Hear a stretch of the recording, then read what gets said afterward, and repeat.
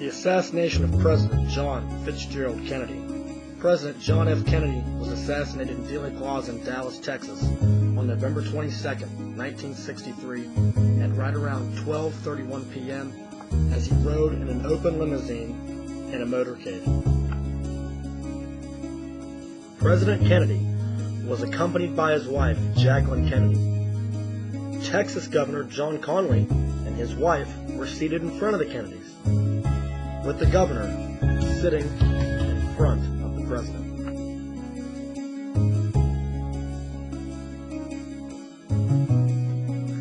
Soon after Kennedy's limousine turned from Houston Street onto Elm Street in Dealey Plaza, witnesses began hearing shots ring out. Less than a second after Kennedy's limousine passed beneath the oak tree on the northwest end of Elm Street, Kennedy appeared to clutch or reach towards his throat or upper chest with both hands. Kennedy's wife, Jacqueline Kennedy, seated to his left, quickly turned to see what was going on with her husband.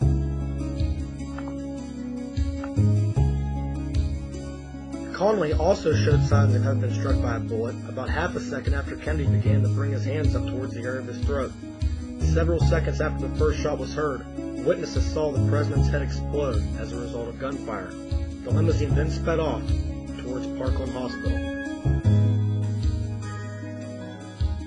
Doctors labored mightily to try and save Kennedy's life, but with no success. It was obvious that he was dead upon arrival at Parkland Hospital.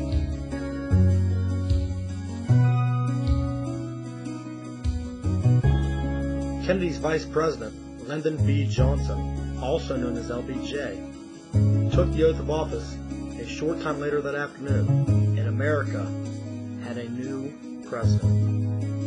The police quickly turned their attention to a man that was arrested at a movie theater a few miles from Dealey Plaza. The man's name, Lee Harvey Oswald.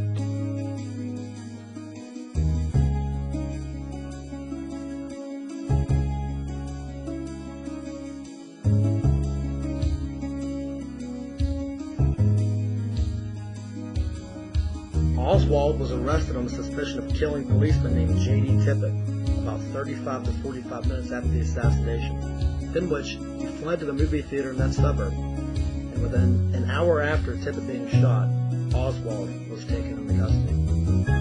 Once Oswald was taken in, there was enough information to show supposedly that he was the one that actually killed President John F. Kennedy. Oswald was taken in and was going to be put to trial within a few days, but that trial was stopped short by a man named Jack Ruby. Ruby was a nightclub owner in Dallas who had recently, in the past few days of his phone records during this time, had been making a lot of phone calls to organized crime mobsters. So there was a lot of conspiracies and suspicions at that time that maybe he even had something to do with the assassination of the president. On July 29th, 1963, just 1 week after the assassination of President Kennedy, the next president, Lyndon Baines Johnson, Kennedy's vice, formed a commission to investigate the assassination of President Kennedy, known as the Warren Commission. The Warren Commission made a final report and submitted it to Lyndon Baines Johnson on September 24, 1964, within a year after the group was started.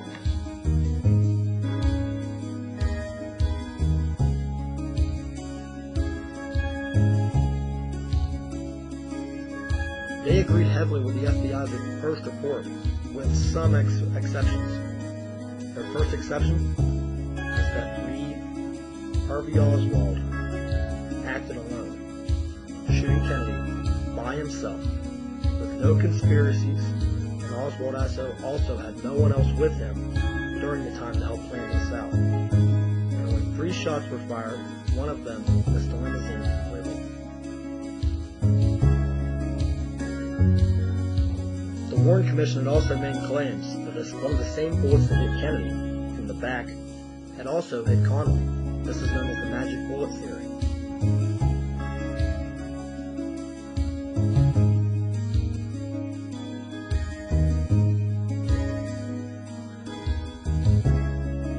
The diagram shows here exactly how the Warren Commission said this happened. The same bullet that struck Kennedy in the back exited his throat and went on to strike Governor Connally in the back, tore through his chest, hit his right wrist, and ended up embedded in his left thigh. This conclusion would come quickly to be known as the single bullet theory. The bullet the Commission claimed shot both men is officially known as Commission Exhibit 399.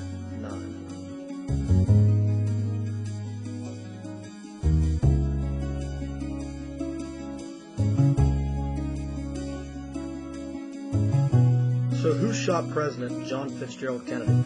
For this project, I will not try to prove who shot Kennedy, but I will go over some conspiracies. In 2013, a poll was taken by GallupPolls.com that said that only 30% of Americans still believe that Oswald acted alone. Most of them believe that there was a second shooter behind the grassy knoll, which is pictured right now.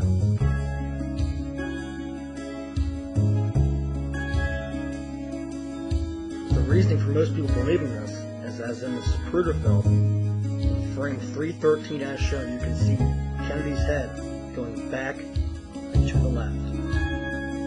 Physics says it should be nearly impossible when you look at the trajectory of where Oswald's bullet was coming from and the way that Kennedy's head moved. So most Americans think that there's definitely something fishy happening here with this historic moment in American history.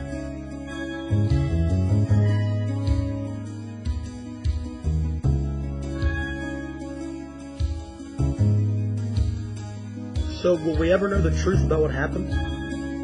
Supposedly we will, America. The so-called 1992 JFK Records Act, the law that established Tunheim's Record Review Board, stipulated that all files have to be released by October 2017 unless the then President of the United States grants permission to keep them secret. So who shot President John Fitzgerald Kennedy? The world will soon